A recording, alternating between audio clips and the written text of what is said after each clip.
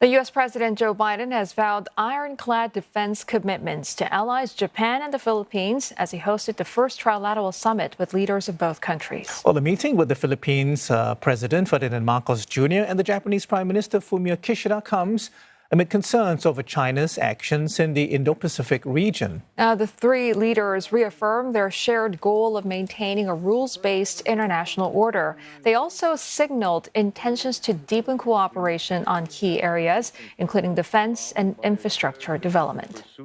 All right, for more on the significance of this inaugural three-way summit, we are joined by Tobias Harris. He's the founder and principal of Japan Foresight, live from Washington, D.C. Tobias, thank you very much for your time. Firstly, just how effective would such concerted or minilateral, shall I say, approach be in countering Beijing's influence? And what are the risks of exacerbating the already fraught situation? Well, I think the big theme in Washington this week throughout Prime Minister Kishida's visit was this idea of moving from the traditional hub and spoke approach to U.S. alliances in the region to a more latticed or networked approach to those relationships. And so really fostering connections between U.S. allies directly rather than just having them go through the United States. And so regardless of even just setting aside the question of China, just encouraging those relationships, encouraging like-minded countries, encouraging democracies to work together on more issues and not just on security. And we saw in the trilateral and also in the U.S.-Philippine bilateral, just a whole range of economic and industrial policy issues that were on the agenda. And so I think that has really been the theme of the week. We're seeing big movements in that direction. This summit clearly is going to move the ball forward as well in that direction. Tobias, the Japanese Prime Minister made the case to Congress about the importance of global commitments in the Asia-Pacific because of the tensions, which are there now. He also said the U.S. should leave self-doubt behind. But how was that received by U.S. lawmakers?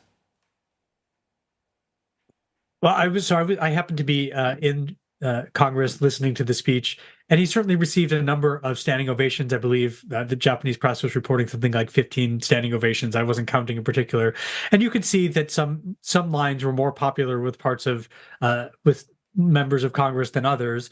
But I think in general, there seemed to be an enthusiastic response. And also, I saw after the speech that Kishida really took a long time to make his way out of the chamber. He was really surrounded by a number of lawmakers who were chatting with him and wanted to speak with him. And so certainly I think the reception was good. But of course, will his words resonate beyond today? I think that's a bigger question. Also, whether his trip and really what looks like a successful trip will make much difference for him domestically at home. That's a separate question entirely. But certainly it was the right tone. I think it was well received. I think the feeling in the room, his delivery was crisp. I think in general it was a successful speech for what it was.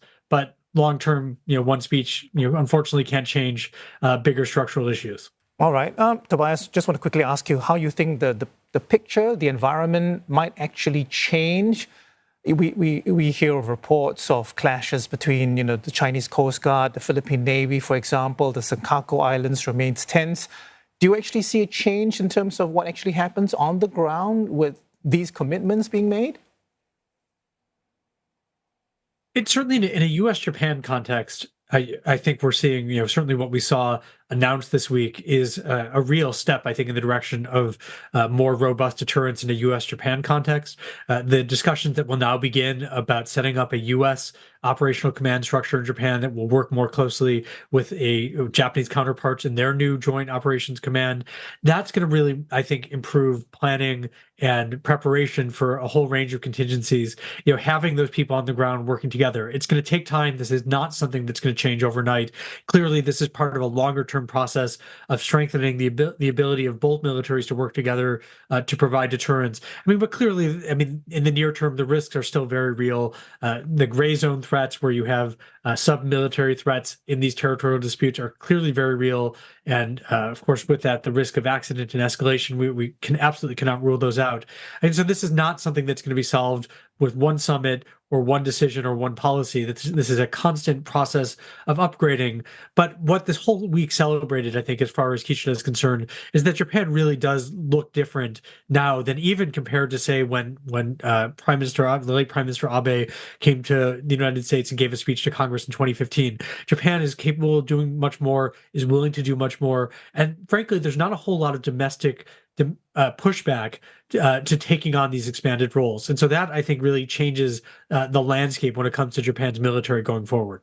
Interesting. And Tobias, of course, the alliance can be tested through numerous factors, trade negotiations and defense burden sharing issues, for example. I mean, what do you see as the biggest challenge going forward? How do you see them being handled by all parties?